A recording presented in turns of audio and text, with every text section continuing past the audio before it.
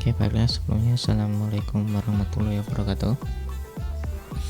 Untuk hari ini nanti saya akan menjelaskan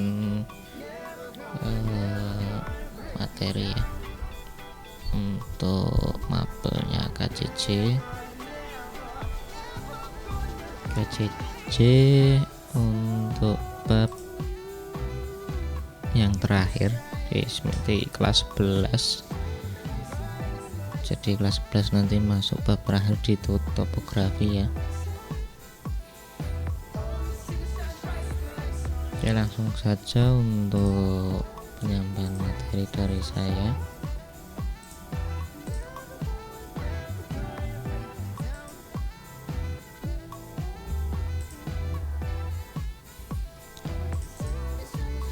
Jadi untuk KCC di semester di kelas 10 ya, kelas 11 ya, kelas 11 itu nanti di 1 tahun ini hanya sampai bab 10 ya. Nanti di kelas 12 masih ada KCC untuk lanjutannya.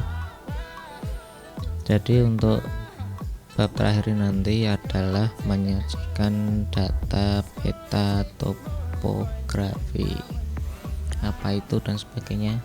Saya jelaskan ya. Untuk bacaan teks mungkin yang sudah membaca atau yang belum bisa membaca lagi untuk dibaca ya, untuk dipahami lagi. Jadi untuk bab ini nanti mempelajari topografi ya, peta topografi di bab ini bab terakhir ya. Jadi untuk pengertian peta sendiri adalah gambaran dari permukaan bumi yang diperkecil dengan skala tertentu sesuai dengan kebutuhan ya. Jadi peta itu gambaran dari permukaan bumi yang diperkecil dengan skala tertentu. Skala itu apa dan sebagainya di kelas 10 gambar teknik sudah diajari ya, sudah diajari pengertian peta sendiri. Itu di sini juga sudah ada. Kemudian kenapa harus ada peta? Karena kita butuh gambaran yang jelas. Untuk apa? Kalau untuk di jurusan DPIP sendiri itu nanti kan fungsinya untuk perencanaan pembuatan jalan ya, jembatan, ada gedung, ada bangunan dan sebagainya. Jadi untuk maksud peta topografi ya, jadi tadi peta itu apa, fungsinya apa di sini ya, kemudian peta topografi itu sendiri apa ya, fungsinya apa, khusus untuk apa ya. Jadi untuk peta topografi merupakan peta yang memetakan tempat-tempat tempat di permukaan bumi yang berketinggian sama dari permukaan laut ya, menjadi bentuk garis-garis kontur ya. Garis kontur seperti apa nanti ya. Dengan satu garis kontur mewakili satu ketinggian sebagaimana yang dapat kamu saksikan pada gambar. Nah, bisa dilihat garis kontur itu paling mudahnya itu garis yang menunjukkan ketinggian tanah tersebut ya, permukaan tersebut dari permukaan air laut ya, dari permukaan air laut 75, ada 78 dan sebagainya. Ini satuannya apa dan sebagainya. Nanti di bawah kemungkinan ada ya. Biasanya kalau untuk peta topografi ini menggunakan satuan meter ya. Kemudian untuk inti utama yang harus menjadi perhatian sebuah gambar peta topografi adalah konturnya. Kontur. Kalau untuk jalan itu yang penting konturnya. Jadi ketika ada jalan sepanjang garis ini, itu konturnya seperti apa? Karena nanti akan berhubungan dengan perataan tanah dan sebagainya. Apa perlu perlu dibuat jembatan atau perlu dibuat perkerasan jalan khusus. Nah, itu nanti akan terlihat dari peta topografi ya. Ya, oleh karenanya sebelum kamu merencanakan sebuah konstruksi lapisan perkerasan jalan dengan baik, kedepannya juga perlu memahami materi tentang peta topografi. Jadi dalam pelaksanaan semua ya, dalam bisnis konstruksi ya, bangunan jalan, jembatan, gedung, bendungan dan sebagainya, kunci utamanya ada di peta topografinya. Kalau tidak ada peta topografi, maka perencanaannya nggak akan bisa jalan. Jadi ini ilmu paling mendasar untuk sebelum melakukan perencanaan dalam proyeknya.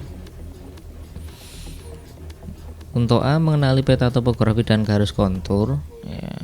Jadi sebelum dapat menyajikan data yang diperlukan, nah, kalau ini dikhususkan untuk jalan ya, jalan yang pertama peta topografi. Untuk peta topografi merupakan peta khusus yang dibuat hanya untuk menunjukkan ketinggian dan rupa bumi ya, hanya ketinggiannya saja. Di sini ada contoh gambar ini secara 3 dimensi, jadi ada sumbu X, Y, Z. Di sini penjelasannya panjang ya. Kemudian fungsi ya, untuk mengatur jaringan jalan, zonasi perumahan, jaringan irigasi, serta zonasi kawasan budaya ya. Jadi fungsinya peta topografi. Makanya dalam perencanaan tata kota dan sebagainya, paling mendasar hal yang dilakukan pertama adalah adanya peta topografi untuk wilayah itu. Kemudian nanti jalan, jembatan dan sebagainya akan ditentukan juga ya. Kemudian garis kontur. Nah, untuk garis kontur adalah garis yang menghubungkan titik-titik mempunyai ketinggian yang sama konturnya. Nama lain garis kontur adalah garis transes, garis tinggi dan garis lengkung horizontal. Untuk istilah ya, contoh jika garis kontur itu ada tulisannya plus 39 m, artinya garis kontur ini menghubungkan titik-titik yang mempunyai ketinggian sama ya, ketinggian sama setinggi 39 meter terhadap referensi tinggi tertentu. Apabila referensi untuk tinggiannya adalah muka air laut ya, nanti berarti plus 39 meter dari permukaan air laut. Kalau plus 39 dari patok, mungkin patoknya ketinggiannya patok di kantor kelurahan misal, berarti untuk wilayah itu naik 39 meter terhadap kantor kelurahan itu, titik yang sudah ditentukan letaknya di kantor kelurahan ya. Ini ada fungsi garis kontur ya. Kemudian sifat kontur berbentuk kurva tertutup, tidak bercabang, tidak berpotongan dan sebagainya ya.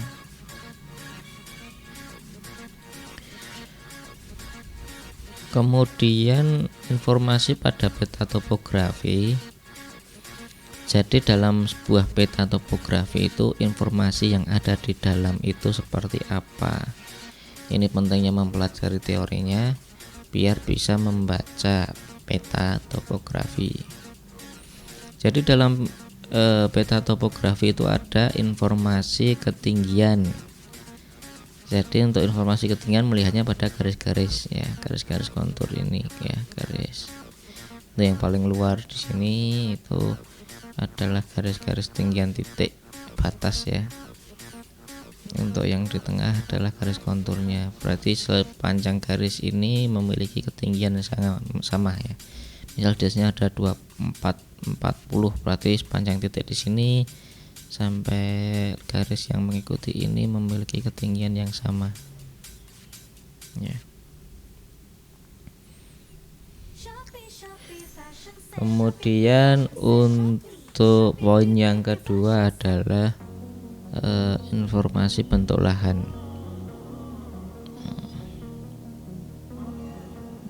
Jadi bentuk lahannya seperti apa, miring, persegi, jajar ginjang dan sebagainya. Ya, seperti ini. Oh, ini hanya batasnya segini saja ya. Lahannya. Konturnya seperti apa, untuk ketinggian batas titiknya yang diukur ketinggiannya berapa.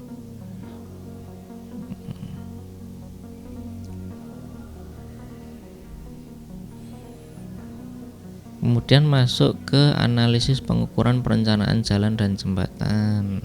Nah, sekarang masuk ke analisis pengukuran untuk perencanaan jalan dan jembatan. Setelah mempelajari peta topografi, untuk perencanaan jalan dan jembatan seperti apa yang harus dilakukan dan sebagainya ya. Jadi yang pertama, pekerjaan pada pengukuran jalan dan jembatan ya. Pengukuran perencanaan jalan jembatan dimulai dari pekerjaan persiapan ya. Persiapan personel, bahan peralatan, survei atau kaji lapangan ya. Jadi survei di wilayah tersebut dulu, nanti apa yang diperlukan dan sebagainya. Pemasangan momentum untuk menyimpan data koordinat titik kontrol horizontal dan vertikal. Jadi ini ilmunya di kelas 10 ilmu core tanah, minimal harusnya sudah dapat ya teorinya. Mungkin karena kondisi kemarin juga belum bisa praktek ya. Alat surveyor. Jadi ada patoknya utama dulu, dia tingginya terhadap titik acuannya berapa meter. Itu nanti akan dijadikan acuan untuk penentuan tinggi di tempat lainnya ya. Di sini ada pemasangan momentum, pengukuran kerangka kontrol vertikal ya, pengukuran kerangka kontrol horizontal, situasi sepanjang trase jalan. Jadi ini fokusnya untuk perencanaan jalan jembatan. Kemudian ada pengukuran penampang memanjang, pengukuran penampang melintang jalan. Secara memanjang dan melintang jalan perlu diukur. Terus kemudian pengikatan titik referensi, ada patoknya. Kemudian pengolahan data dan penggambaran baik secara manual maupun digital ya. Kemudian untuk prinsip dasar pengukuran.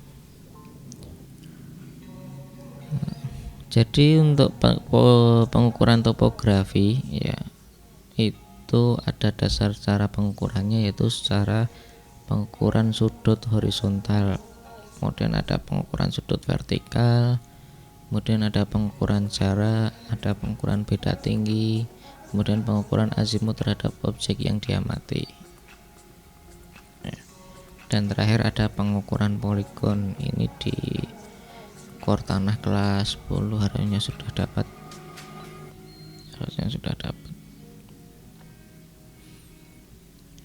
Kemudian setelah melakukan pengukuran ya, jadi prinsip dasar pengukuran itu data yang didapatkan itu ini semua sampai F ya. Kemudian ada, setelah dilakukan pengukuran muncul data ya, data peta topografi.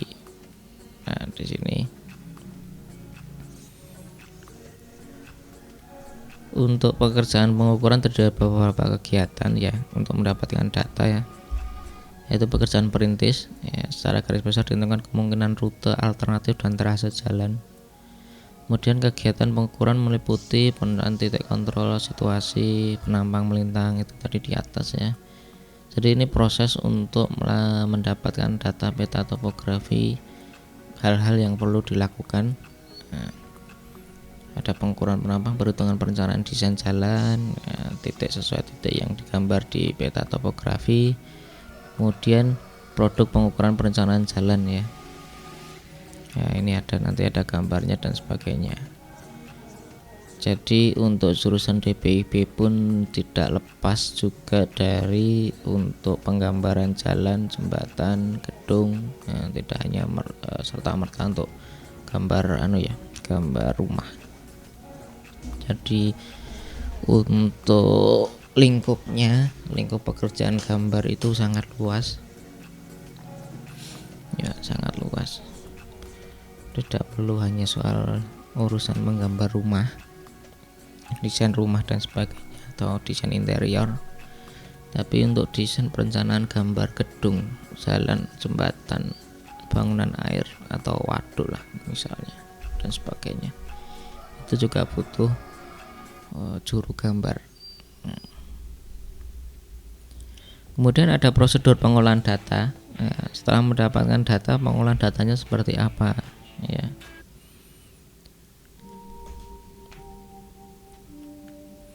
Jadi untuk yang pertama, pengolahan data dilakukan setelah data hasil pengukuran terbebas dari pengaruh kesalahan kasar, blunder, baik karena pengamatan human error atau kesalahan yang disebabkan alat tidak dalam kondisi baik. Jadi setelah data dapat, semua data diolah dulu sampai benar-benar data itu untuk istilahnya data yang meleset itu sampai tidak ada ya. Jadi caranya ya dilakukan dengan perhitungan, beberapa contoh perhitungan bisa, atau dilakukan pengukuran ulang apabila kesalahan yang didapat terlalu tinggi dalam pelaksanaan pengukuran. Kemudian untuk pengolahan data dilakukan dengan metode ini, ada metode hitungan azimut, hitungan metode poligon, hitungan kerangka kontrol vertikal, metode sifat datar. Ini menggunakan waterpass atau PPD, penyipat datar, atau auto level dalam alat ukur tanah. Kemudian metode perhitungan detail situasi dan metode hitungan penampang memanjang. Setelah itu ada penggambaran hasil pengukuran. Ini contoh ya, sama dilakukan pengukuran. Ini contoh untuk pekerjaan jalan ya. Jadi dilakukan pengukuran, perhitungan, kemudian diolah datanya. Metode untuk pengolahan data di sini ada banyak. Kemudian dilakukan penggambaran. Ujung-ujungnya nanti juga penggambaran, perlu digambar. Itulah jurusan gambar.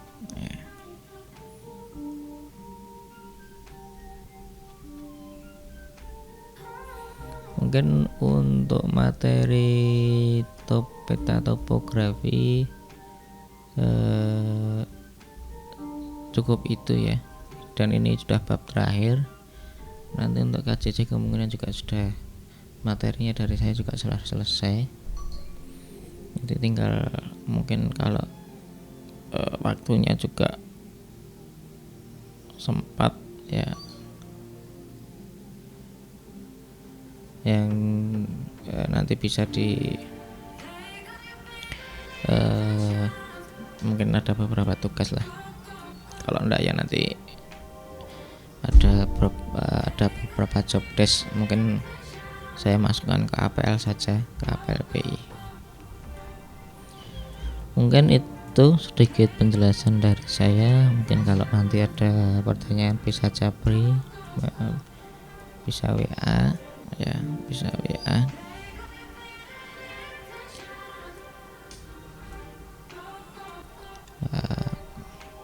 Kemudian untuk sedikit informasi dan mengingatkan, nanti sesuai jadwal yang sudah di-share, tanggal 15 itu sudah PTS semester genap. Tolong nanti juga mulai dipersiapkan ya. Mungkin itu saja, cukup sekian dari saya ya. Wassalamualaikum warahmatullahi wabarakatuh.